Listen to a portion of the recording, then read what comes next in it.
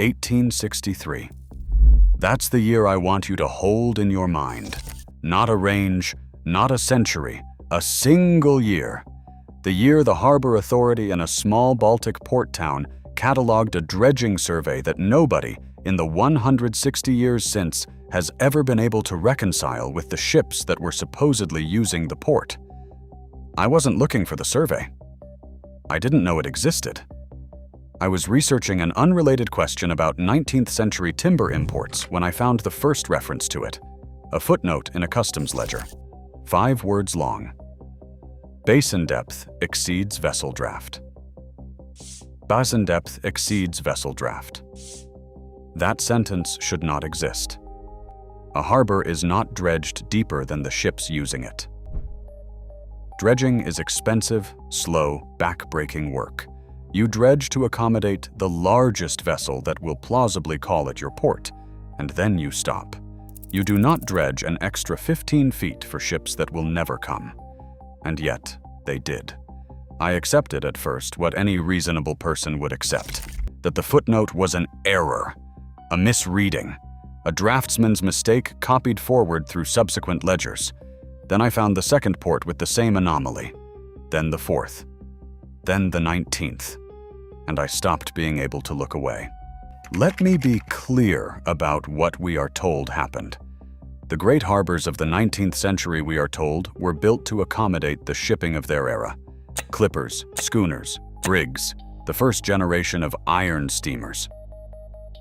We are told port infrastructure scaled naturally to the vessels it served, that quay lengths matched hull lengths, that basin depths matched loaded drafts, that breakwater spans matched the beam of the ships sheltering behind them. A rational, economic, evolutionary fit between infrastructure and vessel. Ports grew as ships grew. Ports were built for the trade they served. Nothing anomalous. Nothing hidden. That is the official explanation. Proportional, functional, economic. Except the proportions don't match. The functions don't add up. And the economics are impossible. Between 1840 and 1890, across at least 67 documented port facilities spanning 5 continents, harbor works were constructed with basin depths, quay lengths, breakwater spans, and lock dimensions that exceeded, often dramatically exceeded, the documented requirements of any vessel class operating in the period. The excess is not marginal. It is not a prudent safety buffer. It is, in some cases, nearly double what the largest ships of the era required. I have the surveys. I have spent a long time collecting them. The Baltic port I began with, I will not name here because the current municipal authority made it clear that any publication naming the facility directly would result in the revocation of my access to the remaining ledgers. That port recorded a basin depth of 41 feet in its 1863 survey. The largest vessel ever documented to have called at that port in the entire 19th century drew 24 feet fully loaded, 17 feet of unused water, 17 feet dredged, maintained, and re-dredged every 7 years through a brutal Baltic climate for ships that did not exist. A port on the Pacific coast of South America recorded a basin depth of 44 feet in an 1871 engineering report. Documented vessels had a maximum draft of 22 feet, 22 feet of unused water. A port on the northern coast of Java recorded in 1868 a basin depth of 39 feet. The largest documented vessel drew 19 feet. A river port 200 miles inland in a region of West Africa where no ocean-going vessel has ever reasonably been documented as operating recorded a basin depth of 36 feet in 1874. The nearest coastal port at that time had a basin depth of 28 feet. A Siberian river port, a harbor in the Canadian Maritime Provinces, a facility on the Adriatic coast, a fortified basin on the Arabian Sea. Port after port, survey after survey. The same impossible arithmetic. Depths dredged for ships that never came. Quays built for hulls that never tied up to them. Breakwaters engineered to shelter fleets that no register lists. Not margin, not prudence, excess.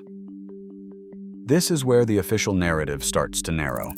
Because they were planning for future growth does not explain 67 ports all planning for the same future growth, all arriving at the same impossible specifications, all built within the same 50-year window, and all for vessels that in the end never arrived. Growth came. Ships got larger.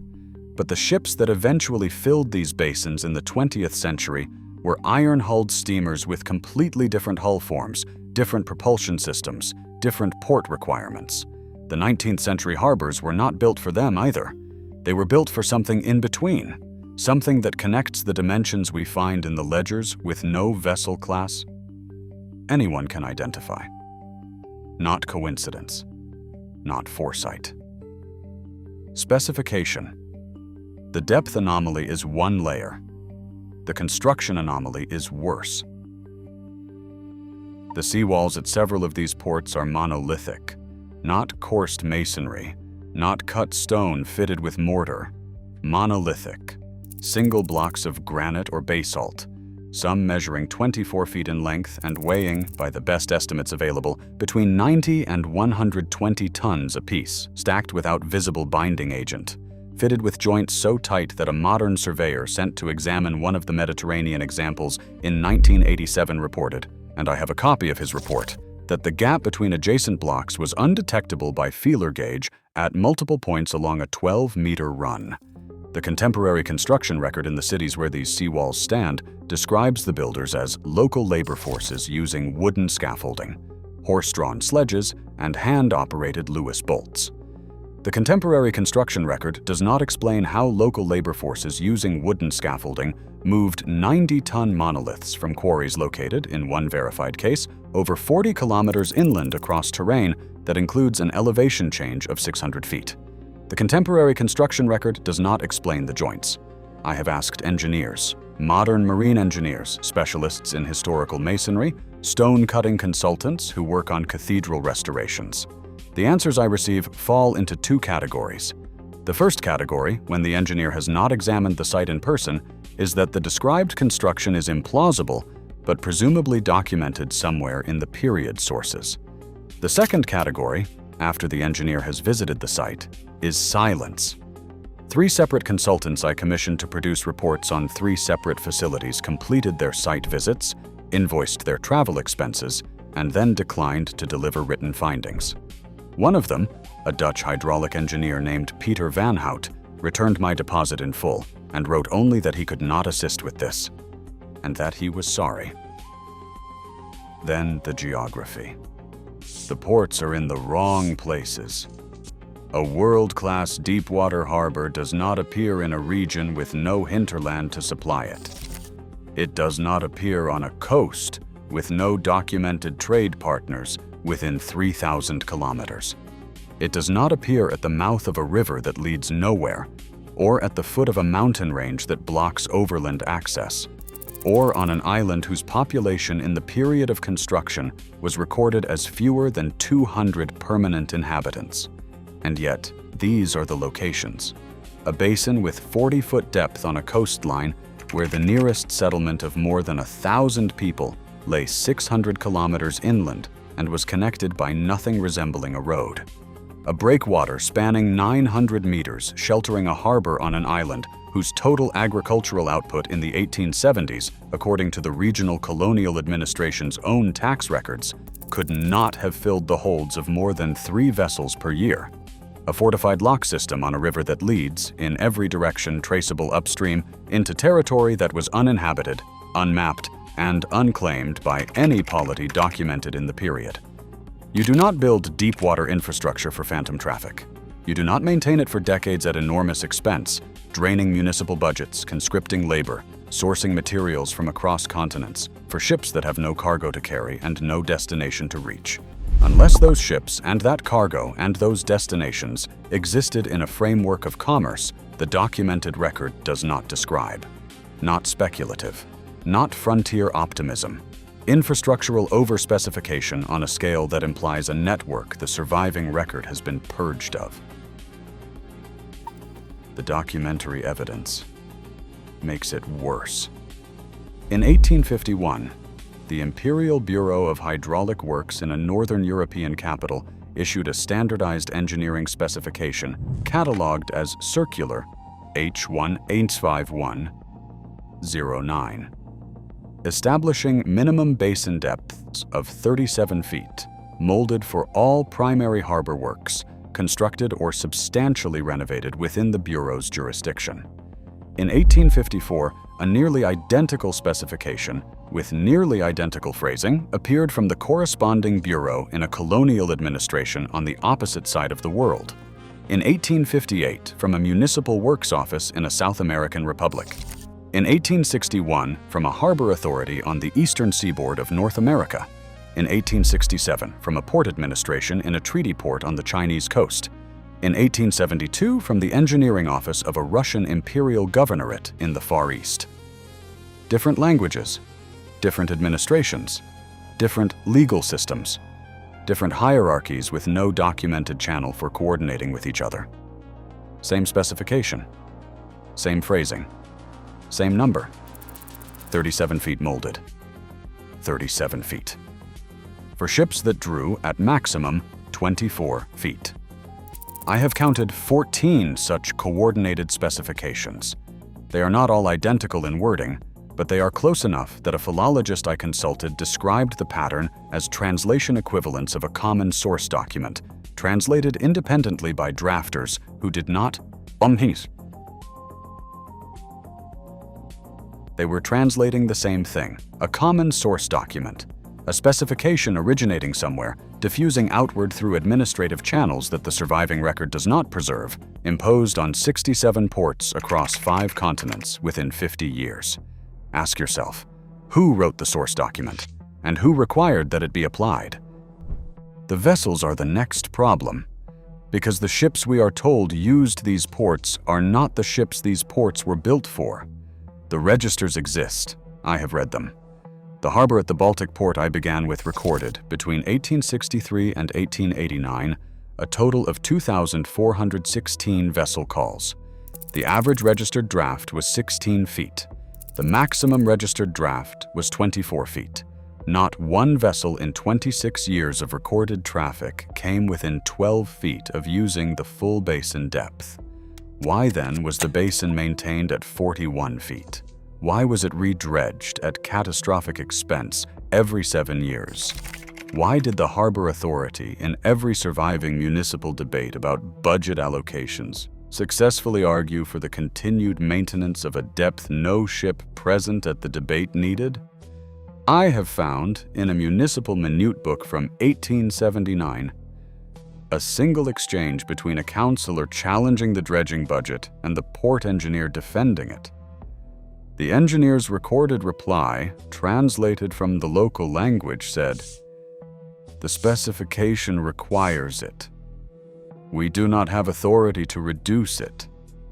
Not the traffic, not our projections, the specification. A document higher than the municipal council, which the port engineer is not permitted to override, mandates the maintenance of a basin depth for which no surviving vessel register provides a justification. Who issued the specification, the engineer cannot override. The records do not say. I do not know what ships the specification was written for.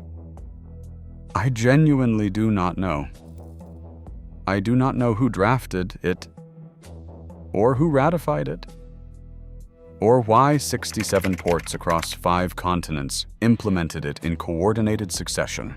I do not know what was supposed to draw 40 feet. I do not know what cargo justified the monolithic quays, or what traffic was expected to fill the breakwatered basins in regions with no hinterland, or why the specification was maintained for decades after it became clear no such traffic was coming. I can tell you what the surveys record, what the minute books preserve, what the engineering reports describe, and what the archives will not release. I cannot tell you what the specification was originally for, but I can tell you this. Someone wrote it, someone enforced it, and someone, later, erased the reason. 67 coordinated port facilities across 5 continents inside a 50-year window. Basin depths specified for vessels that never called. Monolithic seawalls built with techniques the contemporary record cannot explain. Engineers who visit the sites and decline to produce written reports. A specification higher than municipal authority, mandating infrastructure for traffic that did not arrive. A global architectural silence around the question of what the infrastructure was for. Not proportional, not functional, not economic. And this is what disturbs me most. Not the anomalies themselves. It is the coordinated silence surrounding them. Naval history departments, when asked directly about the basin depth discrepancies, refer inquiries to civil engineering departments. Civil engineering departments refer them back to naval history. The port authorities themselves classify the harbor works built before 1900 as legacy infrastructure of unknown specification and decline to release the original surveys. UNESCO has designated 3 of the facilities as heritage sites on the basis of their distinctive architectural character, a phrase the accompanying documentation does not attempt to define. 4 major maritime archives on 3 continents have now responded to my inquiries in phrasing so similar it reads like a form letter. Records from the specified period are not available for external research. It feels like a door that someone very carefully closed. There is one more thing, and I want to place it here because I do not know what to do with it. In 1934, during a routine inspection of the outer breakwater at one of the South American ports, a maintenance diver reported finding approximately 14 meters below the waterline. On the seaward face of the wall, a series of iron mooring rings. Large rings. According to the diver's own measurements, each ring was forged from bar stock approximately 6 inches in diameter, and each ring had an internal clearance of roughly 30 inches. The rings are not at the depth a 19th-century ship would have moored at. They are not at the depth any surface vessel would moor at. They are 14 meters down, on the outside of a breakwater, attached to the seawall in positions consistent with the mooring of something that operated, routinely, below the waterline. The diver filed his report. The report was received by the Port Authority. The breakwater was subsequently resurfaced in 1937, and the works log records that the section of seawall containing the rings was refaced with reinforced concrete to address spalling. The rings, if they still exist, are now behind a meter of concrete. The 1934 diver's report exists in exactly 1 copy in a private maritime history collection in Valparaiso, which is how I know about it. I do not know what moored to those rings. I do not know why a 19th-century port needed submerged mooring points 30 inches wide at a depth of 14 meters. I do not know if the rings are unique to that port or whether they exist behind concrete or silt or deliberate neglect at every facility on the specification. I only know that at one site, at one depth, on one breakwater, someone installed infrastructure for something that moored underwater, and someone else, later, made sure that infrastructure would not be seen again. The ports still stand. Many of them. Renovated, repurposed, widened or narrowed or concreted over. The basin depths have mostly been reduced to match the actual traffic. The monolithic seawalls have mostly been refaced. The original surveys have mostly disappeared into archives that will not release them. But the specifications are preserved in the fragmentary record. The numbers are there. The anomalies are there. The specification higher than municipal authority is there, mentioned in a single-minute book by a port engineer who understood he was quoting something he was not supposed to quote by name. The evidence is there. The evidence has always been there. What ships were the ports built for? And who specified their dimensions? Why was the specification maintained for decades after the ships supposedly using the ports made it clear they did not need and never had needed the infrastructure built to accommodate them? And what moored to iron rings 30 inches wide, 14 meters below the waterline, on the seaward face of a breakwater in South America? And why did a port authority in 1937 decide that whatever it was, the rings had to be buried in concrete before anyone else could measure them?